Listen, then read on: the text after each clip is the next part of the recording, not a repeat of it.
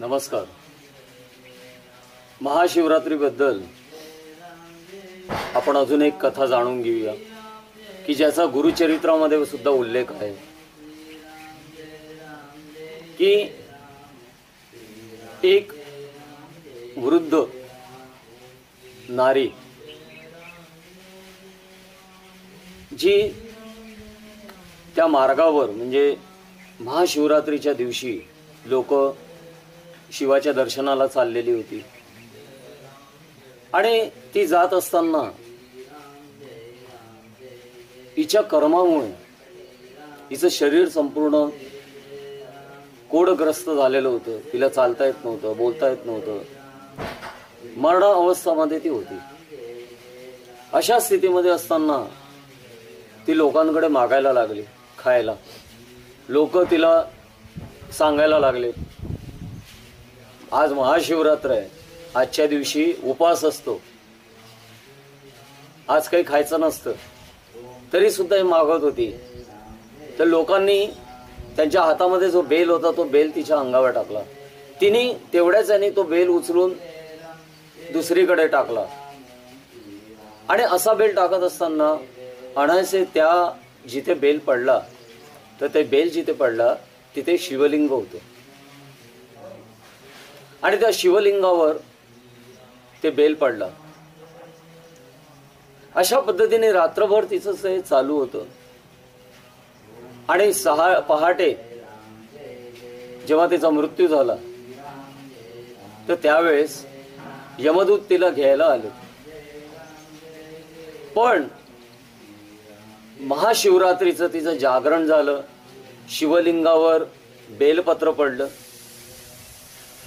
या सगळ्या गोष्टींमुळे तिला शिवाचा आशीर्वाद प्राप्त झाला आणि शिवदूत तिथे आले आणि शिवदूतांनी तिला यमदूताच्या हातून सोडवलं आणि यमदूतांनी तिला शिवदूतांकडे दिलं आणि शिवदूतांनी तिला शिवलोकामध्ये नेलं. म्हणजेच शिवरात्रीचं, या महाशिवरात्रीचं किती महत्व आहे लक्षात घ्या की तिच्या हातून बरेच असे पापकर्म घडले होते की ज्याच्यामुळे ते प्रारब्ध ती भोगत होती. फक्त एक दिवस तिचं महाशिवरात्रीला जागरण झालं, उपवास घडला आणि शंकराच्या लिंगावर बेलपत्र वाहायला गेलं आणि एवढ्या कर्मामुळे तिला शिवलोक प्राप्त झालं. खरोखर महादेव हे देवांचे देव आहे आणि भोळा सांब आहे. कोणावरही लवकर प्रसन्न होणारं असं दैवत आहे. आपण बऱ्याच गोष्टी ऐकलेल्या आहेत. रावणाने सुद्धा आपल्या आईसाठी की तिची आई मातीचं शिवलिंग त्याची पूजा करत असताना रावणाने अहंकाराने हे केलं की तू रावणाची आई आहेस आणि तू मातीचं लिंग का पूजन करतेस, तर तुझ्यासाठी मी आत्मलिंग घेऊन येतो. आणि त्या याने शंकर ज्या ठिकाणी होते पर्वतावर, त्या पर्वताला रावणाने आपल्या 10 दशभुजांनी उचललं. दश जी त्याची शीर होती त्यांनी सुद्धा त्यांनी हे केलं. आणि अशा याच्यामध्ये ज्यावेळेस शिव आणि पार्वती त्या ठिकाणी होते, तो पर्वत हालायला लागला. तर त्यावेळेस महादेवांनी फक्त अंगठ्याने खाली दाब दिल्याबरोबर तो शिरासकट खाली दबल्या गेला. तिथे प्रार्थना केली आणि महादेवांनी त्याला क्षमा केली. त्यावेळेस त्यांनी महादेवांवर गायन केलं आणि ते गायन करून ऐकून त्याचं गायन महादेवांना खूप आनंद झाला. त्याला सांगितलं तुला मागायचं ते माग. तर त्यावेळेस रावणाने लिंग मागितलं आणि त्यावेळेस महादेवांनी आत्मलिंग त्याला दिलं आणि त्याला सांगितलं की जर तू 3 वर्ष याची उपासना केली, पूजा केली, तर तू सुद्धा माझ्यासारखा महादेव होशील. आणि अशा पद्धतीने त्याला दिलं. आणि रावण जर महादेव झाला असता तर या ब्रह्मांडामध्ये तेव्हा खूप त्रास झाला असता. मग स्थितीपालक जे आहेत महाविष्णू यांनी मग सर्व रचना करून गणपतीच्या माध्यमातून ते शिवलिंग जमिनीवर ठेवलं. आणि त्याला महादेवांनी सांगितलं होतं की हे ज्या ठिकाणी ठेवशील त्या ठिकाणी हे तिथेच राहील, तिथून हलणार नाही.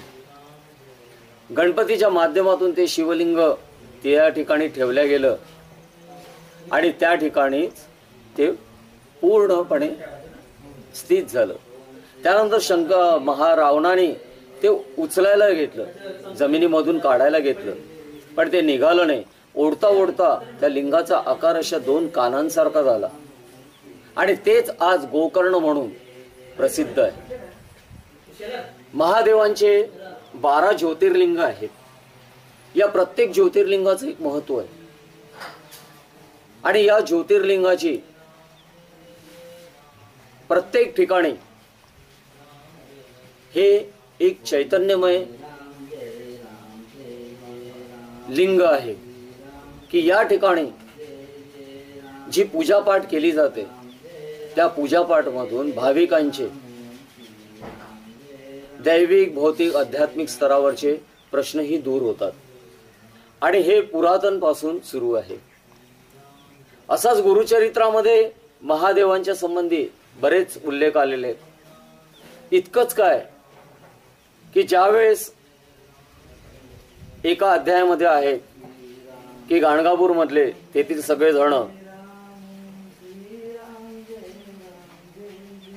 श्री शैल्यम या ठिकाणी दर्शनाला जात असताना एक जो त्यांचा सेवेकरी होता तो सेवेकरी त्यांच्याजवळच थांबला होता, नरसिंह सरस्वतींजवळ.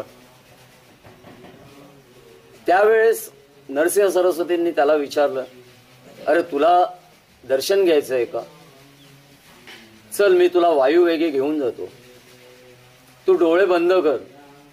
त्याने डोळे बंद केल्यानंतर क्षणामध्ये श्री शैल्यम येथे त्याला तेथे नेलं.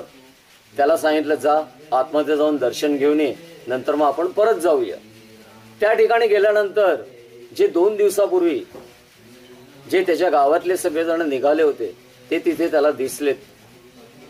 तर ते लोक म्हणायला लागले, अरे तुला जर यायचंच होतं तर मग तू आमच्या सोबतच यायचा, असं मागून का आला? तर तो बोलला नाही, मी गुरूंसोबत आलेलो. पण कोणाचा त्याच्यावर विश्वास बसला नाही. तो आत गेला, जिथे शिवलिंग होतं त्या ठिकाणी गेला, तिथे दर्शन घ्यायला घेतलं. तर दर्शन घेताना त्याला दिसलं की शिवलिंगाच्या मागे प्रत्यक्ष नरसिंह सरस्वती बसलेले आहेत.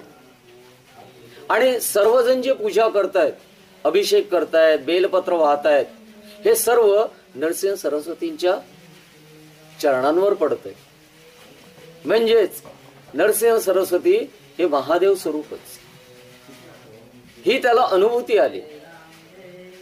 आणि त्या पद्धतीने तो जेव्हा बाहेर आला, महाराजांना म्हटलं, महाराज तुम्हाला सोडून सगळेजण इकडे तिकडे जात आहेत, पण तुम्हीच प्रत्यक्ष महादेव आहे. बरेच ठिकाणी गुरुचरित्रामध्ये शिवलिंगाचा उल्लेख आलेला आहे. यातनं हेच सांगायचंय की या सर्व देवांचं हे गुरुतत्व आहे. हे गुरुतत्व आहे. आणि हे गुरुतत्व जे आहे तो महादेव आहे. आणि हा महादेवच दत्त आहे.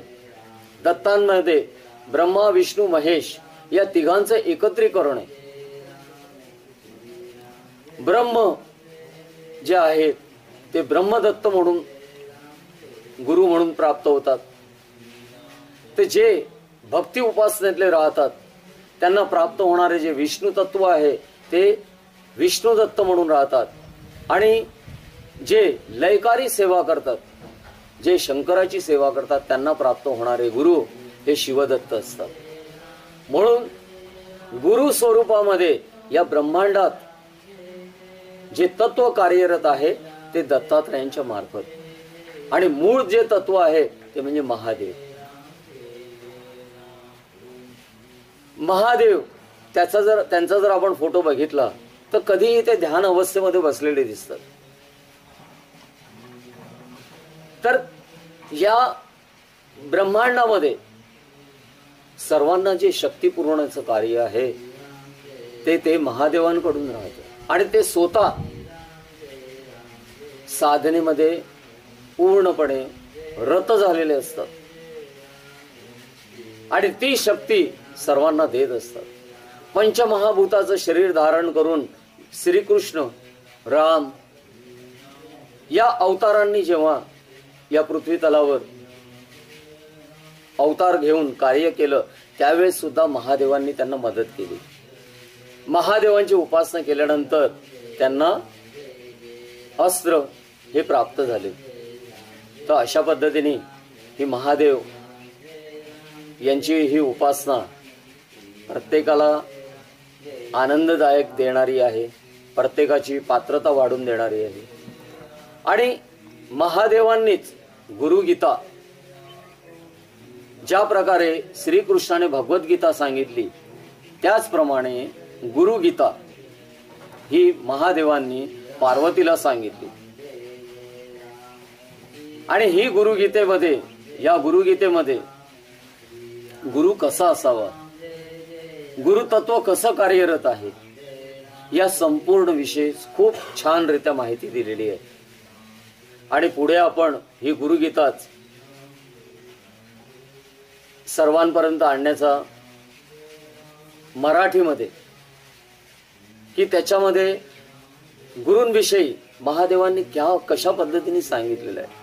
त्याच्यातला एक सुरुवात करतानाच त्यांनी सांगितलंय की माणूस आयुष्यामध्ये ज्या ज्या गोष्टी करतो, म्हणजे त्याच्यामध्ये जप, तीर्थ, यज्ञ, याग, सगळ्या गोष्टी,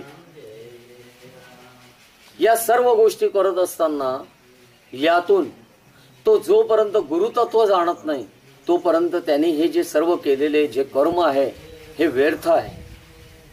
मग हे गुरुतत्व जाणणं म्हणजे काय आहे तर हेच गुरुगीतेमध्ये सांगितलेलं आहे. तर गुरुगीतेचा पाठ हा करणं आणि तो समजून त्या पद्धतीने आचरण करणं फार महत्वाचं आहे. तर आपण गुरुतत्व सेवा साधना तर्फे गुरुगीता याविषयी आपण माहिती देणार पुस्तक हे लवकरच प्रकाशित करणार आहोत आणि आपला सर्वांना ते खूप आवडेल यामध्ये शंका नाही. तर असं ही जी महाशिवरात्र आहे या महाशिवरात्रीमध्ये प्रत्येकाने या महादेवाची जी उपासना आहे ती उपासना करावी. ओम नमः शिवाय हा जप करावा व आपल्या जीवनामध्ये आनंद घ्यावा. यासाठीच ही थोडक्यामध्ये आपल्याला माहिती दिलेली आहे. आपल्याला ही आवडली असेल अशी खात्री आहे. तर आता आपण इथेच थांबूया. अवधूत चिंतन श्री गुरुदेव दत्त दत्त दत्त.